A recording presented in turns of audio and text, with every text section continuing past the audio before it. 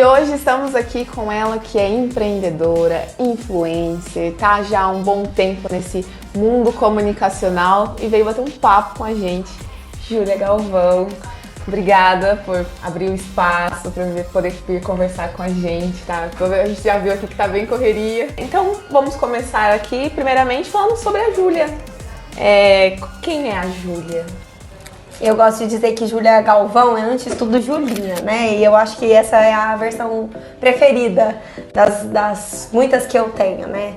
Tem a Júlia Galvão na internet, a Júlia líder dentro da Ambro, mas eu acho que todas essas outras minhas versões, elas são regidas por essa versão Júlia menina, essa versão menina criativa, que é pra quem eu realmente olho pra quando eu preciso pedir um socorro, né? Quando eu tô perdida, no sentido de pra onde eu devo ir, o que deve me guiar, quais são os meus valores, quais são os meus princípios.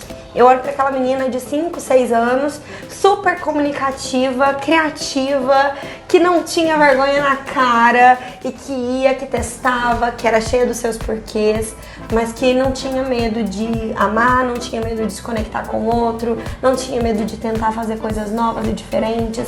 E hoje, diante de todas essas outras Júlias e esses outros papéis que eu preciso assumir numa vida adulta, quando eu olho para essa menina, eu entendo que foi seguindo e segurando a mão dela que eu consegui ser a Júlia Galvão de hoje, que ocupa todos os outros papéis.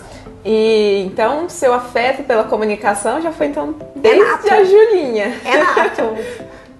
Começou, como é que você percebeu assim, não, gosto mesmo, perceberam em você, essa menina tem coisa aí, porque ela é muito comunicativa? Cara, eu acho que sempre foi um processo muito natural, assim, eu sou filha, neta e sobrinha de professora, então dentro de casa eu sempre fui muito apoiada no sentido de fazer aquilo que eu tinha de fato prazer, né? E a comunicação sempre foi algo muito nato, muito natural pra mim. Então, desde os meus primeiros momentos mesmo, aquelas primeiras nuances de personalidade que a criança tem ali por volta dos 3, 4 anos, eu já me desenvolvia muito bem na fala, né? Minha mãe brinca assim que eu demorei uma vida pra andar, mas pra falar, eu com 7 meses eu falava. Minha mãe falou, gente, essa criança não é normal.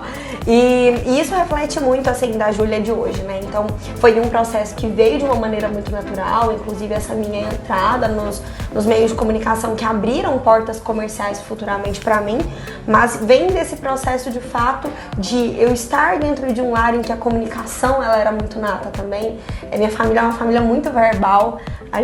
Almoço de domingo é aquele tipo de almoço de mineiro, de goiano, que a gente fala português e gritado, né? Sim. São as duas línguas que a gente fala ali dentro. E a minha família é muito essa família, de fato, da conversa, é muito essa família de um domingo à mesa, todo mundo junto, falando sobre a semana e dividindo sonhos. Então sempre foi algo muito tranquilo pra mim e o normal era isso, o normal era falar muito e saber me expressar os meus sentimentos, as minhas vontades. E o seu contato com o empreendedorismo, como é que veio esse contato? Também vem de casa. Minha mãe me criou sozinha, meu pai era empreendedor também, mas minha mãe foi mãe solteira. E minha mãe dentro de casa sempre foi uma grande referência de luta, de arregaçar as mangas e trabalhar.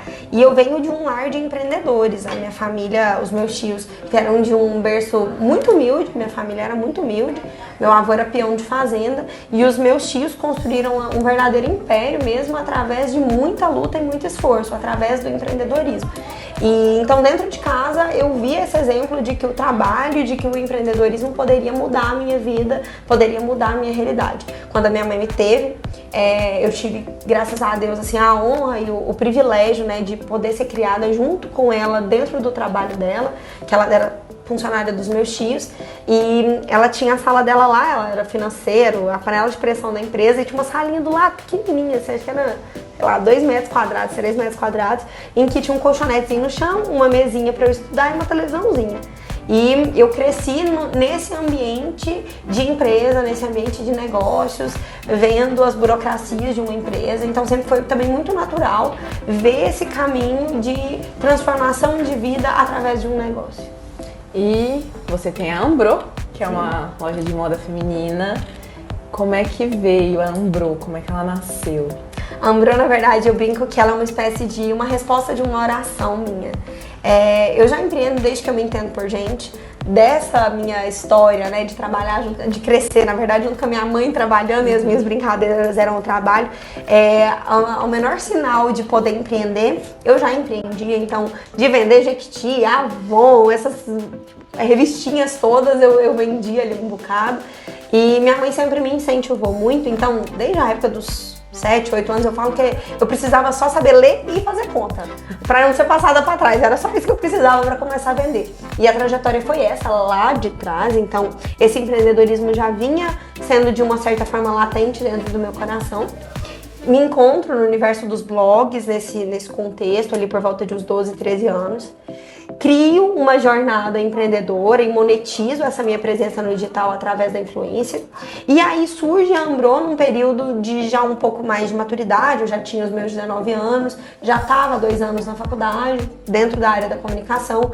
Já me visualizava no seguinte sentido: poxa, eu já trabalho há 6 anos com comunicação para os outros, vendo produto dos outros, por que não vender algo para mim, né? E eu tinha tentado criar um negócio meses antes de criar a Ambro, que não tinha dado certo. E porque a gente abriu esse negócio e era um negócio também digital, no mesmo formato da Ambro, o produto era outro, era produto para casa. Nós abrimos esse negócio, passados menos de 40 dias, o meu avô faleceu. Meu avô era o pilar da casa, o pilar da família. Um dia antes a minha prima havia falecido, mas 40 dias depois meu tio faleceu. E mais 15 dias depois do meu tio ter falecido, a minha outra avó faleceu. Então a família entrou num processo de luto muito profundo, muito complexo. Foi um momento de muitos questionamentos, né, em que eu me vi muito perdida ali. A família toda estava muito abalada. E nesse momento eu falei, meu Deus, para ganhar dinheiro eu preciso me expor na internet, preciso estar bem sempre, mas não vai ser sempre que eu vou estar bem. E ali naquele momento eu me questionei se era de fato aquilo que eu queria continuar fazendo para sempre na minha vida, como influência no digital. E o desejo ainda de ter uma marca que se perpetuasse, que fosse muito maior que Júlia Galvão, era muito forte dentro do meu coração. Foi nesse contexto que eu falei, bem, eu vou fazer aquilo que eu vivia falando que eu não queria fazer, que era vender roupa para mulher. E daí surge a Ambro, um negócio super despretensioso, mas com muita fé, com muita vontade de fazer acontecer. E de uma maneira muito natural e muito intuitiva, as coisas foram fluindo e aqui estamos nós hoje. Como é que funciona a seleção das peças? Porque vocês têm umas peças nos conjuntos incríveis, é muito a identidade da loja mesmo. Como é que vocês fazem essa seleção? Se eu te contar que até há 3 semanas atrás era tudo aqui, era tudo uma cabeça dessa serva de Deus aqui. E era tudo muito doido, porque assim, a Ambro vem desse contexto de ser muito centralizado em mim, né, na minha figura, nas minhas tomadas de decisão. E é um processo, de fato, essa evolução de descentralizar e de trazer pessoas tão boas quanto eu ou melhores que eu para executar papéis que antes eu executava sozinha, né? Não é que eu tivesse um know-how gigantesco, mas eu fui aprendendo na experiência. E agora a gente está montando um setor de pesquisa e desenvolvimento de produto e de acompanhamento. A gente tem fábrica que produz pra gente no Brasil inteiro, a gente trabalha com importação também. Então hoje o nosso foco atual da Ambro, setembro de 2023, é de fato essa estruturação desse setor que pra gente é extremamente importante, porque por mais que o nosso produto seja massa, bacana, mas ele ainda assim é um produto muito básico. E o que é de fato o nosso grande diferencial é a cultura, é a comunicação da empresa. Demais. E o que a Ambro se tornou para você depois do start dela? É muito difícil falar isso porque é até um caso de terapia isso, porque a Ambro se tornou quase tudo da minha vida, ocupa um espaço muito grande dentro de mim e hoje é difícil dissociar o que é Júlia e o que é Ambro dentro de mim, né? A importância que isso tudo aqui tem. E é até algo muito que eu tenho conversado muito isso com os meus amigos também empreendedores, de que a gente luta muito, muito, muito, muito para construir algo. E quando a gente constrói esse algo é grande, a gente começa a se questionar em inúmeras partes no sentido de, meu Deus, será que é isso mesmo? Será que isso aqui tá certo? De tão importante que aquilo é pra gente. A gente tem medo, né, de falhar e a resposta tá em exatamente ser o que a gente sempre foi. E nesse contexto todo, quando eu olho pra mim hoje, Júlia, 23 anos, à frente dessa empresa que é um case pro Centro-Oeste, pro e-commerce de moda, eu falo, bem, Júlia é Ambro, Ambro é Júlia, mas Júlia também é além de Ambro. Agora é fazer um caminho inverso, é encontrar o que é a Júlia fora da Ambro. Mas eu confesso para você que através desse negócio, através das vidas que a gente impacta com ele, seja através dos nossos colaboradores, através das nossas clientes, dos nossos fornecedores, toda a cadeia que a gente contribui, eu consegui encontrar um grande propósito para minha vida. E eu entendi o quanto o empreendedorismo ele pode ser poderoso, ele pode ser transformador. Então eu digo que a Ambro transformou a minha vida e me abriu horizontes que eu nem imaginava que eles existiam. Bom, e a Júlia também promove 2 cursos. Exatamente. O ABC, do empreendedorismo, e o Raio-X das vendas. Exatamente. Como é que vem? Já tem mais de 4.000 alunas. Como é que você planejou isso? Qual foi o start para você falar assim, não, vou promover um curso? Qual que foi o público-alvo que você mais focou? É engraçado porque, mais uma vez, foi tudo muito natural. Não foi absolutamente nada programado. É óbvio que quando a gente tem objetivos na vida e a gente segue uma vida atenta a tudo, a gente vive de uma maneira intencional, mas nada milimetricamente planejado.